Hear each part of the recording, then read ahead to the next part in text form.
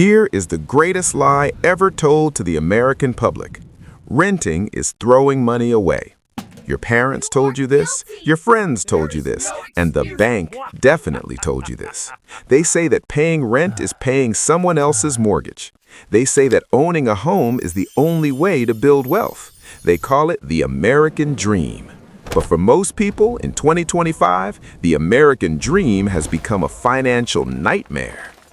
What if I told you that buying a house is actually the fastest way to destroy your net worth? What if I proved to you mathematically that the person renting an apartment and investing the difference will end up millions of dollars richer than the person who buys the house? Welcome to Infinite Systems. Today, we are going to dismantle the cult of home ownership. I am going to show you the hidden costs that real estate agents hide from you, the brutal reality of amortization schedules, and why your primary residence is not an asset. It is a liability. Let's start with the math of throwing money away. When you rent, you pay, let's say, $2,000 a month. People call this dead money because you don't get equity. But when you buy a house, you are also throwing money away. You just give it different names. You call it interest, you call it property tax, you call it insurance, you call it maintenance. These are what I call unrecoverable costs. When you pay interest to the bank, that money is gone forever. You never see it again. It is rent you paid to the bank to use their money. When you pay property tax, that is rent you paid to the government to live on your land. When you pay for a new roof, that is money that does not increase the value of the house. It just prevents it from going to zero.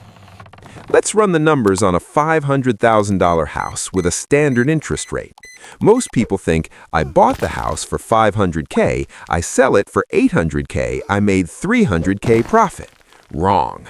Over a 30-year mortgage, you will pay the bank more in interest than the actual price of the house. You will pay for the house 2 or 3 times. In the first 10 years of your mortgage, look at the amortization schedule. 80 to 90% of your monthly payment goes purely to interest. Only a tiny fraction goes to equity. So for the first decade, you are renting. You're just renting from the bank and you carry all the risk. Now let's talk about the phantom costs. A renter pays $2,000, and that is the maximum they will pay that month. If the toilet breaks, the landlord pays. If the roof leaks, the landlord pays. A homeowner pays the mortgage, and that is the minimum they will pay. There's a rule in real estate called the 1% rule. You should expect to spend 1 to 2% of your home's value every single year on maintenance. On a $500,000 house, that is $5,000 to $10,000 a year just to keep the house standing.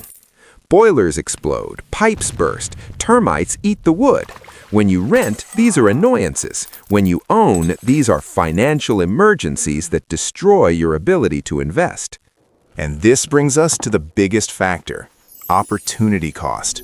This is where the renters get rich. To buy a house, you need a down payment. Let's say $100,000. When you put that $100,000 into the walls of your house, it dies. It stops compounding. Real estate, historically, barely beats inflation.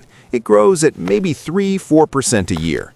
But if the renter takes that $100,000 and puts it into the S&P 500, growing at 10% a year, the difference is astronomical.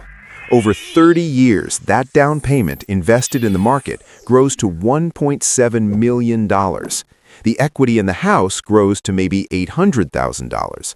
By burying your cash in a house, you cost yourself nearly $1 million in lost future wealth. And that's not even counting the monthly difference. Usually, renting is cheaper than a mortgage payment, taxes, and insurance combined. If the renter invests that monthly savings, the gap widens even more. But Ben, what about leverage? What about stability? Let's talk about the prison of ownership. Your 20s and 30s are the time to aggressively grow your income.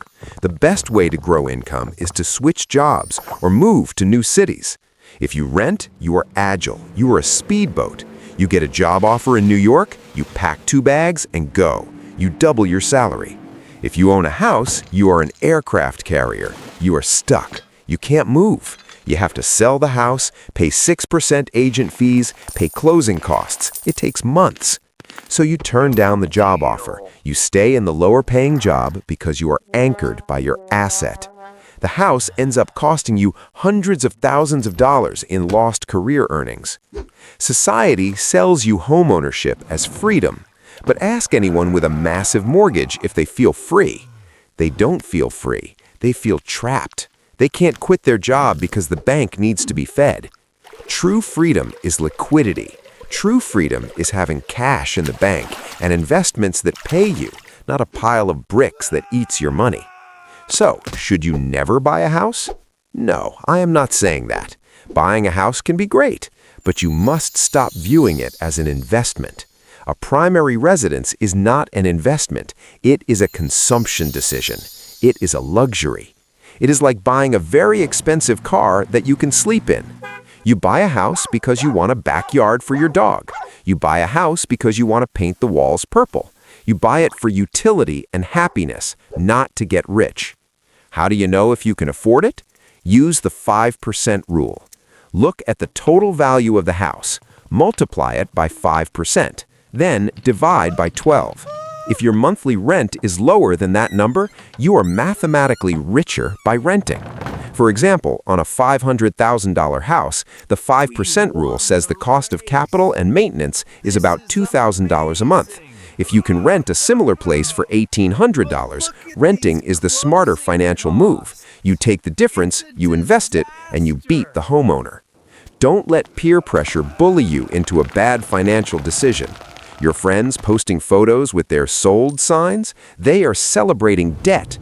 They just signed a 30-year contract to be a servant to the bank. Don't be jealous of their chains. Rich people rent their lifestyle and own their investments. Poor people own their lifestyle and rent their money. Be the person who owns the apartment complex, not the person who owns the apartment unit. Build your liquid portfolio first. Get to 100K, 500K, 1 million in stocks and businesses. Then, when you are truly wealthy, buy the house with cash or a tiny fraction of your net worth. Buy it as a toy, not as a lifeline. The American dream has changed. The new dream is mobility, flexibility, liquidity. Don't bury your freedom in concrete. Keep renting, keep investing, keep building. Welcome to the system.